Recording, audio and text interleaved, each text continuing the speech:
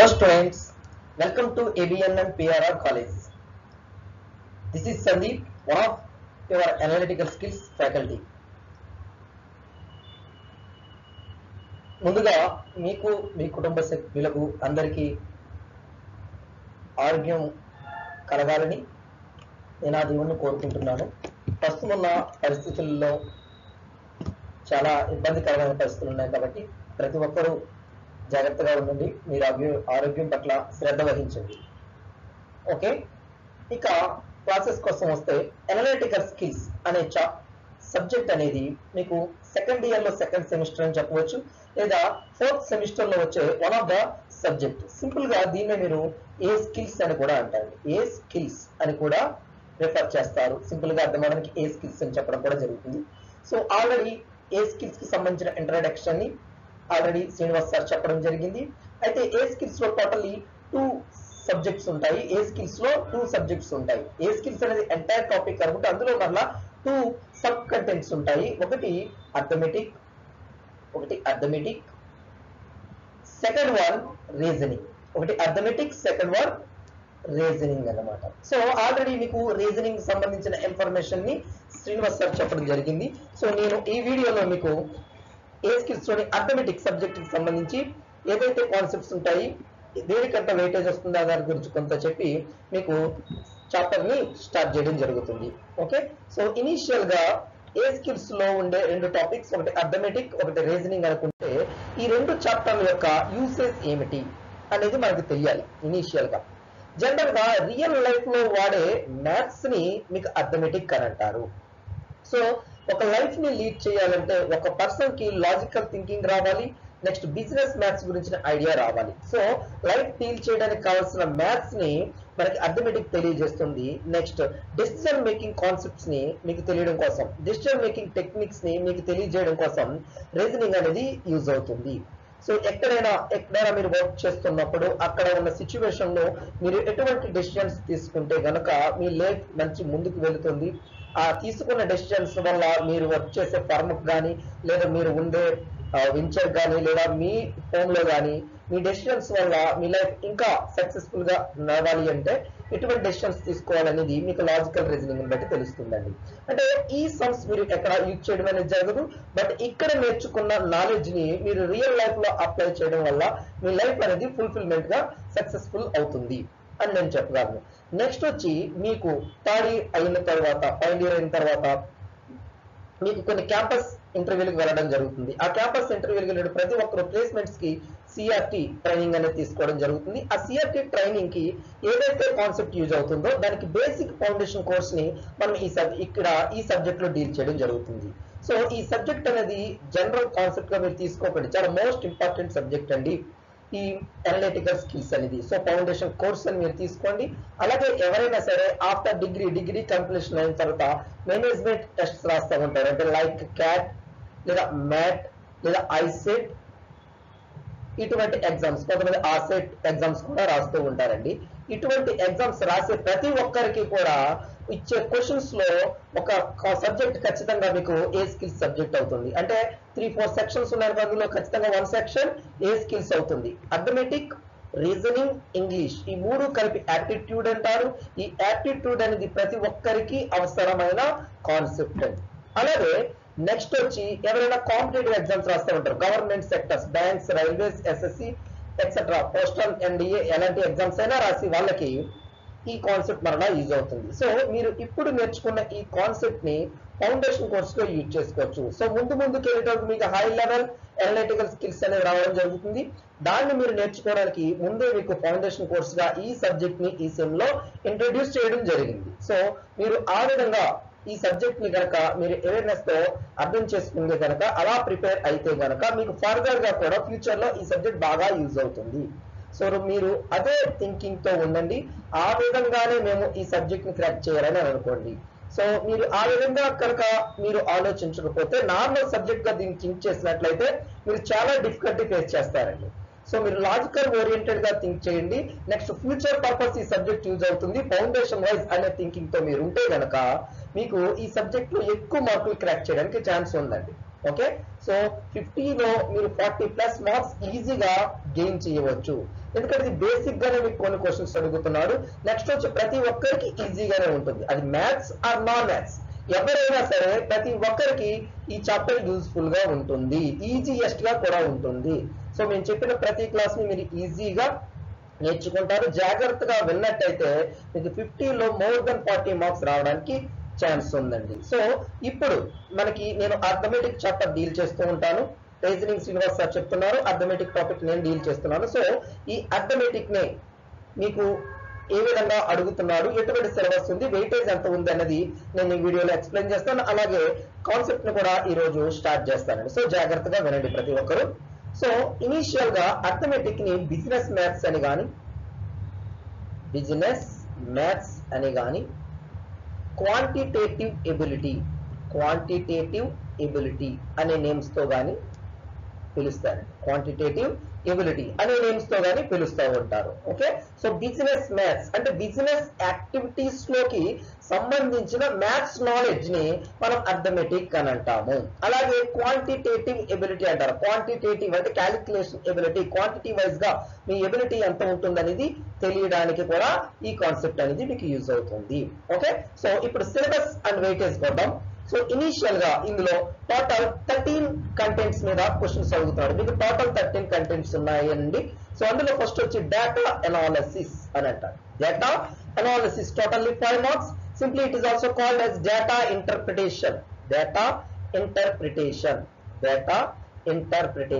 దత్తాంశ నైపుణ్యము అని అంటారు. డేటా ఇంటర్ప్రిటేషన్ దీని నుంచి 5 మార్క్స్ ఇస్తున్నాడు. ఈ 5 మార్క్స్ కూడా 4 కేటగిరీస్ లో ఇస్తున్నాడు. 5 మార్క్స్ ఏంటంటే మీకు జాగ్రత్తగా చూడండి, వేటి నుంచి ఇస్తున్నాడంటే టేబుల్ అంటే టేబులర్ డయాగ్రామ్, సెకండ్ వచ్చి లైన్ గ్రాఫ్, థర్డ్ వన్ వచ్చి bar graph, fourth one pie chart అంటారు. పై చార్ట్ లేదా సర్క్యులర్ డయాగ్రామ్ అంటారు. Table, line graph, bar and pie chart. ఈ టోటల్ 4 చార్ట్స్ వచ్చి ఏదో ఒక దాన్ని తీసుకుని 5 క్వశ్చన్స్ ఇవ్వడం అనేది జరుగుతుంది. అయితే ఈ 5 మార్క్స్ ని మీరు క్రాక్ చేయాలంటే 5 మార్క్స్ ఖచ్చితంగా కనుక మీరు గెట్ ఇన్ అవ్వాలి అంటే మీకు ఖచ్చితంగా 2 చాప్టర్స్ కన్ఫర్మ్ గా గుర్తుండాలి. అది ఒకటి రేషియో అండ్ ప్రపోర్షన్, ఇక్కడ కనిపిస్తుంది చూడండి. Next percentages. ఈ రెండు టాపిక్స్ మీకు బాగా వస్తే 3 క్వశ్చన్స్ ఈజీగా వస్తాయి. మొత్తం 5 క్వశ్చన్స్ ఇస్తాడు, 5 మార్క్స్ ఇస్తున్నారు. 5 క్వశ్చన్స్ కి 5 మార్క్స్ అలాట్ చేశారు. ఈ 5 క్వశ్చన్స్ లో 3 questions ratio and proportion and percentage మీద ఇస్తున్నాడు. ఒక క్వశ్చన్ యావరేజెస్ మీద ఇస్తున్నాడు. So average, ratio and proportion, percentage concept ఎవరైతే బాగా వింటారో వాళ్ళకి 5 మార్క్స్ డేటా అనాలిసిస్ లో వస్తాయి. ఈ 5 plus average 3, ratio and proportion 2, percentage 2, total 2 + 2 4, 4 + 3 7, 7 + 5 12 marks ఇక్కడ మీరు గెట్ అయినట్టే. సో ఎవరైతే ఈ 3 చాప్టర్స్ ని బాగా నేర్చుకుంటారో, ప్రాక్టీస్ చేస్తారో వాళ్ళకి ఎడిషనల్లీ 5 మార్క్స్ వస్తాయండి. టోటల్ గా 12 మార్క్స్ మీ చేతిలో ఉన్నట్టు. నెక్స్ట్ డివిజబిలిటీ రూల్స్ నుంచి 1 మార్క్. నెక్స్ట్ ఆల్జీబ్రిక్ ఎక్స్ప్రెషన్స్ నుంచి 1 మార్క్. నెక్స్ట్ వివార్డ్మర్స్ అండ్ ఫ్రాక్షన్స్ నుంచి 2 to 3 మార్క్స్ అంటున్నాడు. సో మీకు ఈజియెస్ట్ గానే అడుగుతున్నాడు అండి, పెద్ద కన్ఫ్యూజ్డ్ గానే ఏమీ అడగట్లేదు. సో 1 + 2 3, 3 + 1 4, 4 + 1 5. సో నియర్లీ 5 మార్క్స్ ఈ 3 కంటెంట్ నుంచి వస్తున్నాయి. డివిజబిలిటీ రూల్స్, వివార్డ్మర్స్ and fractions and also algebraic expressions లేదా ఆల్జీబ్రిక్ ఆపరేషన్స్ నుంచి 5 మార్క్స్ ఇస్తున్నాడండి. నెక్స్ట్ వచ్చి LCM and HCM, least common multiple and highest common factor, that is 2 marks ఇస్తున్నాడు. ఆ కంటెంట్ నుంచి 2 మార్క్స్ ఇస్తున్నాడు. ఈ కంటెంట్ ని మీకు జనరల్ నాలెడ్జ్ క్వశ్చన్స్ అని అంటారు. ఎల్సిఎం అండ్ హెచ్సిఎఫ్ చాప్టర్ ని జనరల్ నాలెడ్జ్ చాప్టర్ అని అంటారు. సో మీకు సిలబస్ లో ఉన్నా లేకపోయినా కన్ఫర్మ్ గా క్వశ్చన్ ఇచ్చే చాప్టర్స్ కొన్ని ఉంటాయండి. అందులో ఒకటి ఎల్సిఎం అండ్ హెచ్సిఎఫ్, రీజనింగ్ లోకి వచ్చినప్పుడు బ్లడ్ రిలేషన్స్, అలాగే టైమ్ అండ్ స్పీడ్ అనమాట. సో ఈ 3 చాప్టర్స్ నుంచి మీకు కన్ఫర్మ్ గా సిలబస్ లో ఉన్నా లేకపోతే క్వశ్చన్ అడిగే చాయిస్ ఉంటుంది. నార్మల్ మీ జనరల్ నాలెడ్జ్ ఎంత ఉంది అని చెక్ చేసే క్వశ్చన్ అండి. సో ఆల్రెడీ మీకు సిలబస్ లో ఉంది, లేకపోయినా సరే ఒక క్వశ్చన్ ఇవ్వడానికి చాయిస్ ఉంది. సో ఈ టైమ్ అండ్ స్పీడ్ నుంచి 3 మార్క్స్, ఎల్సిఎం అండ్ హెచ్సిఎఫ్ నుంచి 2 మార్క్స్ అడుగుతున్నాడు. ఇంకా నెక్స్ట్ యావరేజ్ గురించి చెప్పేశాను, రేషియో అండ్ ప్రపోర్షన్ చెప్పాను. Next ages 2 marks, problems and ages నుంచి బేసిక్ లెవెల్లో 2 క్వశ్చన్స్ అని అడుగుతున్నాడు. ఈ ఏజెస్ లో క్వశ్చన్స్ కూడా ratio and proportions, next averages, ఈ 2 లింక్ చేసి అడుగుతున్నాడు. సో మీకు రేషియో అండ్ ప్రపోర్షన్ తెలుసుకోవడం వల్ల ఇక్కడ 2 మార్క్స్ మరలా యాడ్ అవుతున్నాయి. సో సో మీకు ఎందుకు పదే పదే రేషియో ప్రపోర్షన్ అంటున్నానంటే, టోటల్ ఈ బిజినెస్ మ్యాథ్స్ లేదా అర్థమెటిక్ కి ఒక హార్ట్ గా దీన్ని రిఫర్ చేస్తారండి రేషియో అండ్ ప్రపోర్షన్. అందుకే ఎవరైతే రేషియో అండ్ ప్రపోర్షన్ ని బాగా ప్రాక్టీస్ చేస్తారు, ఈ టోటల్ 13 చాప్టర్స్ లో 7 చాప్టర్స్ ని ఈజీగా సాల్వ్ చేస్తారండి. 7 చాప్టర్స్ లో క్వశ్చన్స్ ని ఈజీగా సాల్వ్ చేయడానికి ఛాన్స్ ఉంది. ఓకే, నెక్స్ట్ పర్సంటేజ్ గురించి ఆల్రెడీ డిస్కస్ చేసాం. Next profit and loss 2 marks. ఈ ప్రాఫిట్ అండ్ లాస్ లో కూడా ప్రాఫిట్ పర్సంటేజెస్, లాస్ పర్సంటేజెస్, అలాగే డిస్కౌంట్స్ ఎలా ఉంటాయి అని అడుగుతున్నాడు. అది కూడా పర్సంటేజెస్ తో ఇంటర్లింక్ అయి ఉంటుంది. ఓకే, సో మీకు పర్సంటేజ్ బాగా వస్తే ప్రాఫిట్ అండ్ లాస్ కూడా బాగా వస్తుంది. దాని weightage 2 marks. In the same time, partnership 2 marks. Next, simple interest and compound interest, most important chapter. దీని నుంచి 4 మార్క్స్ అడుగుతున్నాడు. ఎక్కువగా అడిగే క్వశ్చన్స్ ఇంట్రెస్ట్ క్యాలిక్యులేట్ చేయమని ఒకటి, next relation between simple interest and compound interest నుంచి ఒకటి కన్ఫర్మ్ గా అడుగుతున్నాడు. మిగతా అది నార్మల్ క్వశ్చన్స్ అడుగుతున్నాడు. సో మీకు ఎక్కువ ఎక్కడ వెయిటేజ్ ఉందండి? Simple interest, compound interest 4 marks. Next వచ్చి data analysis 5 marks, 9 marks. Next ఈ డేటా అనాలిసిస్ ని బేస్ చేసుకుని వచ్చేవేంటి? రేషియో ప్రపోర్షన్, యావరేజ్, పర్సంటేజ్, అది 7 marks. So 12 plus 5 17 plus 4 21 marks minimum pass mark మీరు అనుకుంటే కనుక 21 మార్క్స్ ఇక్కడి నుంచే వచ్చేస్తాయి.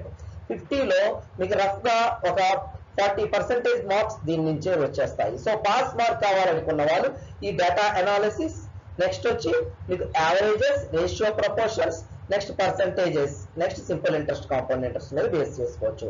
సో ఆల్రెడీ 17 మార్క్స్ ప్రతి ఒక్కరికి ఈజీగా వస్తాయండి.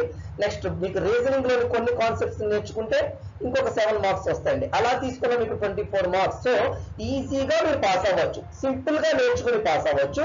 సో ఇంకా మాకు పర్సంటేజెస్ ఎక్కువ కావాలి అంటే స్కోరింగ్ ఎక్కువ కావాలన్న వాళ్ళు మిగతా చాప్టర్స్ కూడా ఈజీగా తీసుకోండి. ఇందులో వీబర్మస్ రూల్ ఒకటి, ఆల్జీబ్రిక్ ఆపరేషన్స్ ఒకటి, ఎల్సిఎం అండ్ హెచ్సిఎఫ్ ఒకటి, ఏజెస్ ఒకటి, ఇవి నేర్చుకున్నా కూడా మీకు ఇంకో 10 మార్క్స్ వరకు రావడానికి ఛాన్స్ ఉంది. So scoring is not a problem, pass అవ్వడం కూడా not a problem. So but మీరు ఎవరైనా సరే నెగ్లెక్ట్ చేస్తే ప్రాబ్లం చాలా డిఫికల్ట్ అయిపోతుందండి. చాప్టర్ చాలా డిఫికల్ట్ అయిపోతాయి. ఎందుకంటే ఇవి డైరెక్ట్ గా ఫార్ములా బట్టి బైహార్ట్ చేయడానికి ఛాన్స్ ఉండదు. క్వశ్చన్ కి లాజిక్ మారిపోతూ ఉంటుంది. కాబట్టి మీరు జాగ్రత్తగా దీని మీద ఫోకస్ చేయడం మంచిదండి. ఓకే, ఇది టోటల్ అర్థమెటిక్ సంబంధించిన సిలబస్ అండ్ వెయిటేజ్. సో మీరు జాగ్రత్తగా ప్రాక్టీస్ చేయండి. ఓకే, సో ఎక్కువ మార్క్స్ గెయిన్ చేయండి. ఇప్పుడు ఈ ఆన్లైన్ క్లాసెస్ లో మీకు ఎక్కువ సమయం ఉంది, వీడియోని ఎక్కువసేపు చూడడానికి, ఎక్కువగా అర్థం చేసుకోవడానికి టైం ఉందండి. సో మీరు ఇంటి దగ్గర ఫ్రీగా ఉంటున్నారు కాబట్టి ఈ జాగ్రత్తగా ఈ కాన్సెప్ట్స్ మీరు నేర్చుకుని ఎక్కువ ప్రాక్టీస్ చేయండి. ప్రాక్టీస్ చేస్తే మీకు మార్క్స్ ఎక్కువ వస్తాయండి. ఎవరైనా సరే కాంపిటేటివ్ ఎగ్జామ్స్ ప్రిపేర్ అవ్వాలనుకున్నా, ఫర్దర్ గా ఐసెట్ రాయాలనుకున్నా కూడా ఈ కాన్సెప్ట్ మీకు బాగా యూజ్ అవుతుంది. ఓకే, ఇప్పుడు చాప్టర్ వద్దామండి. సో నేను ఆల్రెడీ మీకు సిలబస్ చెప్పడం జరిగింది. అందులో దేనికి ఎంత వెయిటేజ్ వస్తుందో చెప్పాను కూడా. సో ఫస్ట్ కాన్సెప్ట్ మనం స్టార్ట్ చేయబోయే concept algebraic identities. Algebraic identities. So first topic in arithmetic. It is subtopic in analytical skills arithmetic. So the first concept is algebraic identities. It is also known as algebraic operations also. So కొన్ని syllabus book లో algebraic operations అని ఉంటుంది, కొన్ని books లో algebraic identities అని ఉంటుంది. ఏదైనా similar meaning తోనే చూస్తాం. So initial what is an algebraic identity? What is an algebraic identity? So initially algebraic identity is defined as it is an identity which is true for all values of the given variable. It is true for all values of the given variable. Algebraic identity అంటే మనం రాసే ఒక equation లో ఉన్న variables కి ఎటువంటి values తీసుకున్నా సరే ఆ ఈక్వేషన్ సాటిస్ఫై అవుతుంది. Satisfy means LHS equal to RHS. So left hand side value ఎంత వస్తుందో రైట్ హ్యాండ్ సైడ్ వాల్యూ అంతే వస్తుంది. అలాగే యూనివర్సల్ గా మీరు తీసుకున్న ఏ న్యాచురల్ నెంబర్స్ కైనా సరే ఈ కండిషన్ సాటిస్ఫై అయితే దాన్ని సింపుల్ గా మనం ఏమని రిఫర్ చేస్తాం? Algebraic identities. సో మీకు అర్థం అవడానికి చూపిస్తున్నాను. ఇవి different types of algebraic identities. ఇక్కడ టోటల్ 13 ఐడెంటిటీస్ రాశానండి. సో మాక్సిమం మీకు ఈ 13 ఐడెంటిటీస్ మీద క్వశ్చన్ ఇస్తున్నాడు. కొన్నిసార్లు ఈ ఐడెంటిటీస్ కాకుండా కూడా కొన్ని వేరే క్వశ్చన్స్ ఇస్తున్నాడు. అవి కూడా మనం డిస్కస్ చేద్దాం. సో ఇనిషియల్ గా టోటల్ 13 ఐడెంటిటీస్ ఇస్తున్నాడు. సో ఈ ఐడెంటిటీస్ మీరు ఆల్రెడీ మీకు ఎర్లీ స్టేజెస్ లో చదివే ఉంటారు. బట్ మనం ఒకసారి గుర్తు చేస్తాం చూడండి. ఇక్కడ a plus b whole square equal to a square plus 2ab plus b square, a square plus 2ab plus b square అని ఇచ్చారు. ఇది ఆల్జీబ్రిక్ ఐడెంటిటీ అని చెప్పాలంటే put a equal to something b equal to something తీసుకోండి.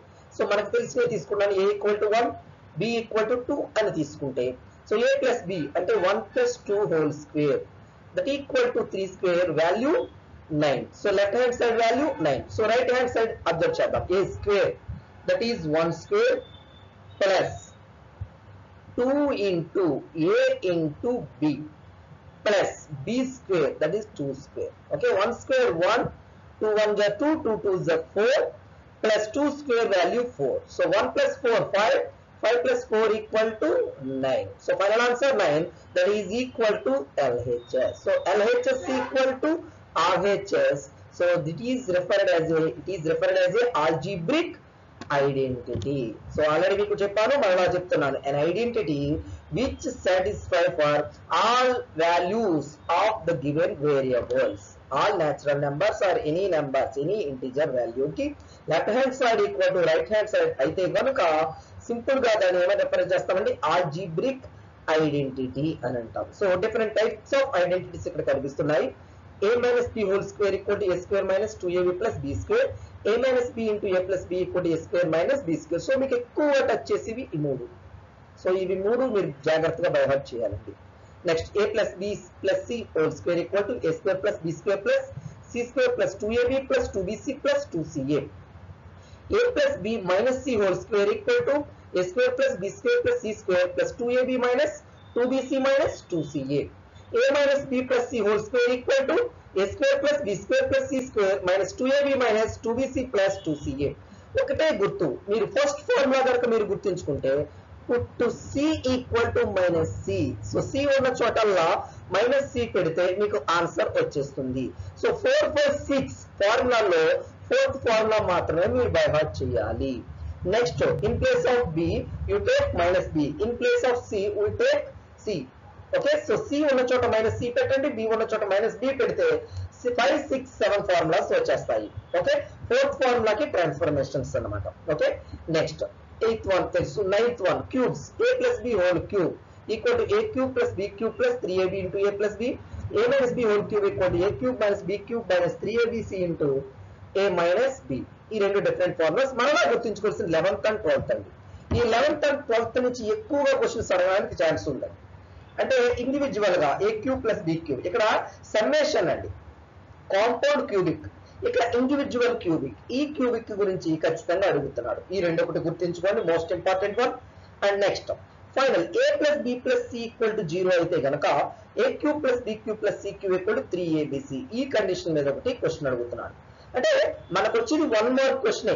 ఈ algebraic identities నుంచి 1 mark క్వశ్చనే వస్తుందండి. కొన్నిసార్లు 2 మార్క్స్ కూడా ఇస్తున్నాడు. ఎందుకంటే సింప్లిఫికేషన్ ఆఫ్ ఫ్రాక్షన్స్ లో 1 మార్క్ ఇచ్చి ఈ ఐడెంటిటీస్ నుంచి 2 మార్క్స్ ఇస్తున్నాడు. కొన్నిసార్లు దీని నుంచి 1 మార్క్ ఇచ్చి ఫ్రాక్షన్స్ నుంచి 2 మార్క్స్ ఇస్తున్నాడు. కాబట్టి ఈ 1 మార్క్ లోనే ఏవేవి క్వశ్చన్స్ ఇస్తున్నాడు అనేది మనం గుర్తించుకుని అవి మాత్రం ప్రాక్టీస్ చేస్తే మనకు సరిపోతుంది.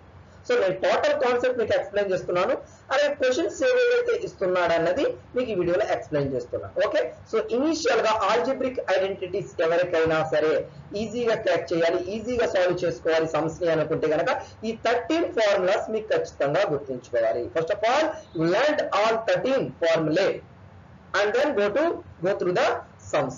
After that we solve the sums. Okay, so ఇప్పుడు క్వశ్చన్స్ కొద్దాం. Sorry, combined relations. ఈ 13లో నేను ఆల్రెడీ ఒక 3 to 5 వరకు ఫార్ములాలు మీకు చెప్పడం జరిగింది, అవి ఇంపార్టెంట్ అని. మరి ఇక్కడ కంబైన్డ్ రిలేషన్స్ అనేది ఎక్కడ అడుగుతున్నాడు అంటే ఒక రెండు కాన్సెప్ట్స్ ని కంబైన్డ్ రిలేషన్స్ గా చెప్తున్నాడు. సో మీకు ఆల్రెడీ తెలుసు, a plus b whole square equal to a square plus 2ab plus b square. అలాగే a minus b whole square తెలుసు, that is a square minus 2ab plus b square. So ఈ రెండు add చేస్తే ఎంత వస్తుందండి? Add చేస్తే 2ab cancel అయిపోయి a plus b whole square plus a minus b whole square that equal to 2 into a square plus b square అవుతుంది. ఇదొక relation. Next ఈ రెండు సబ్ట్రాక్ట్ చేయండి. సబ్ట్రాక్ట్ చేస్తే ఏమవుతాయి? a square b square cancel అయిపోతుంది.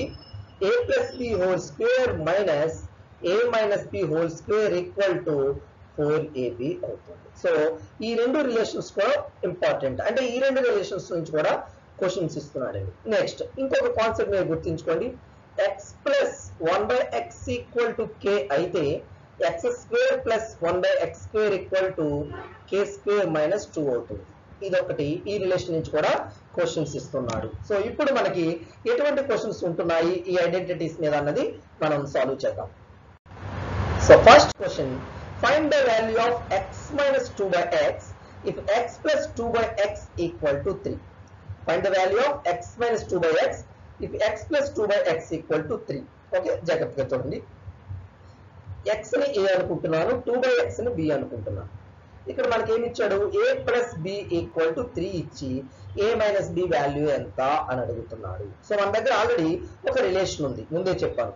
a plus b whole square minus a minus b whole square equal to 4ab అనే ఒక రిలేషన్ తెలుసు. ఆ రిలేషన్ నుంచే నేను a minus b whole square ని ఫైండ్ అవుట్ చేద్దాం అనుకుంటున్నాను, లేదా a plus b whole square ని ఫైండ్ అవుట్ చేద్దాం అనుకుంటున్నాను. సో a plus b వాడు అడుగుతున్నాడు, that equal to a minus b whole square plus 4ab. Okay, so a minus b okay value మనకు కావాలి, a minus b వాల్యూ కావాలి. a plus b అంటే x plus 2 by x, square అంటే 3 square. So 3 square equal to a minus b whole square plus 4 into a అంటే x, b అంటే 2 by x. So x x cancel.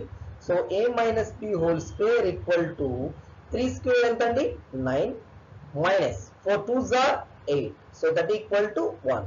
So a minus b whole square equal to 1. So a minus b equal to root 1, that equal to 1. So answer 1. So మీకు ఈ identity గుర్తు రావాలి. ఈ identity వెంటనే గుర్తొస్తే మీరు answer చెప్పేయచ్చు. Okay, next question చూద్దాం. If x plus y plus z equal to 0, then x square by yz plus y square by zx plus z square by xy equal to how much అంటున్నాడు. Okay, ఇది already మీకు previous paper లో exam paper లో అడిగాడు ఇటువంటి question, కాబట్టి మీకు ఇప్పుడే ఎక్స్ప్లెయిన్ చేస్తాను, జాగ్రత్తగా ఉండండి. ఎక్కడైనా సరే మన దగ్గర తెలిసిన ఐడెంటిటీస్ అంటే మన ఫార్ములా చదివాం కదా, అందులో ఈక్వల్ టు 0 తో ఒక కండిషన్ ఉంది. ఏంటండి అది, a plus b plus c equal to 0 అయితే a cube plus b cube plus c cube equal to 3abc అనే రిలేషన్. సో ఆ రిలేషన్ లోకి వచ్చేలాగా ఇది ఏమన్నా మారుతుందేమో చూద్దాం. సో పైన LHS చూడండి, ఇక్కడ x స్క్వేర్ ఉందండి. సో దీన్ని x క్యూబ్ తో మార్చాలంటే ఏం చేయాలి, న్యూమరేటర్ ని డినామినేటర్ ని x తో మల్టిప్లై చేయాలి. సో అప్పుడు ఇదేమవుతుంది, x into x square by xyz. In the same way ఇక్కడ కూడా ఏం చేయొచ్చు, క్యూబ్ గా రావాలంటే y క్యూబ్ రావాలంటే y తో మల్టిప్లై చేయాలి. So y into y square by xyz. In the same way third fraction కూడా ఏమవుతుంది, z into z square by xyz అవుతుంది. సో పైన మల్టిప్లై చేయండి, x cube by xyz plus y cube by xyz plus z cube by xyz. Okay, so denominator same కాబట్టి numerators ని equal చేస్తే x cube plus y cube plus z cube.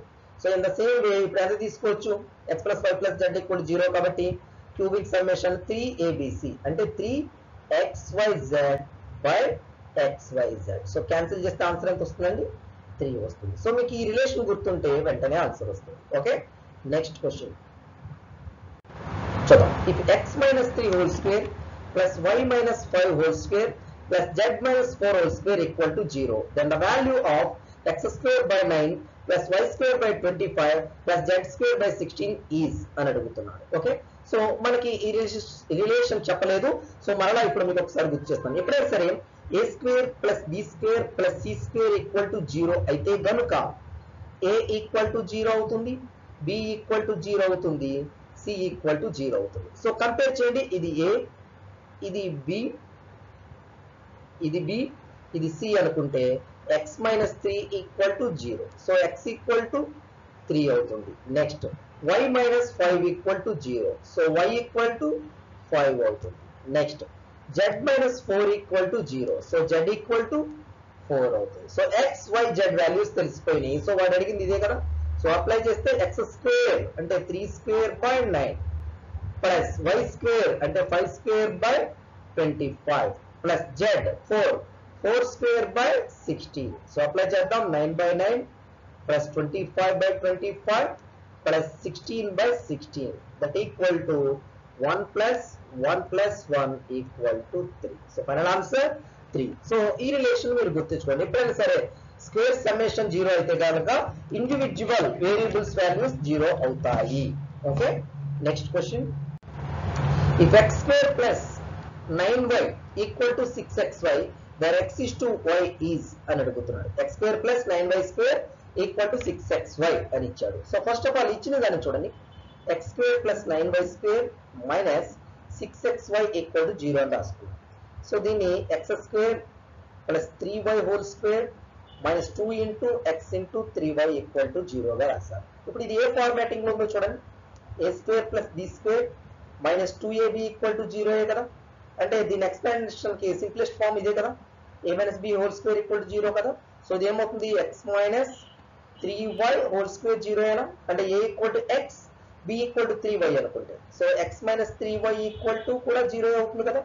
So x equal to 3y. So x is to y అంటే x by y అండి. So x by y equal to 3 by 1. So simple ఎలా రాస్తాం, 3 is to 1 అని రాస్తాం. Okay, next.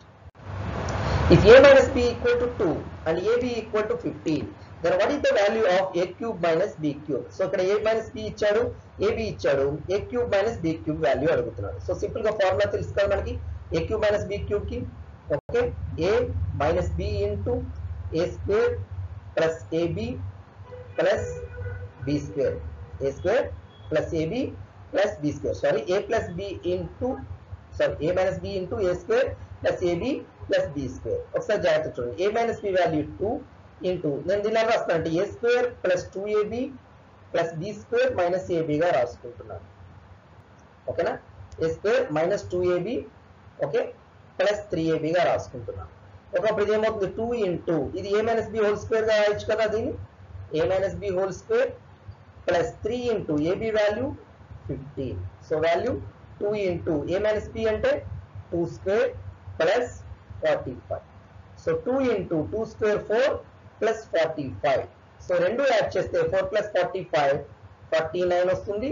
2 into 49 98. So final answer ఏంటండి, 98 అవుతుంది.